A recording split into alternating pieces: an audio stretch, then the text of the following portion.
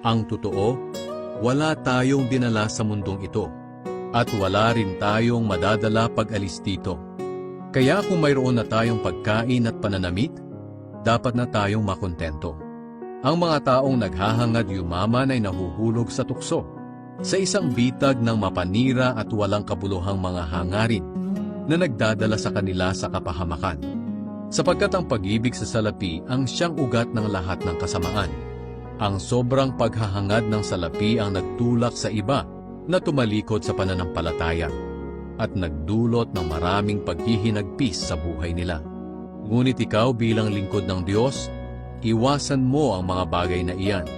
Sikapin mong mamuhay ng matuwid, banal, may matibay na pananampalataya, mapagmahal, mapagtiis, at mabait sa kapwa.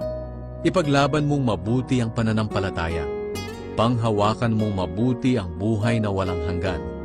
Dahil tinawag ka ng Diyos para sa buhay na ito, nang ipahayag mo ang pananampalataya mo sa harap ng maraming saksi. Sa presensya ng Diyos na nagbibigay buhay sa lahat, at sa presensya ni Kristo Jesus na nagpatotoo sa harap ni Poncio Pilato, inuutusan kitang sundin mong mabuti ang mga iniutos sa iyo, para walang masabi laban sa iyo.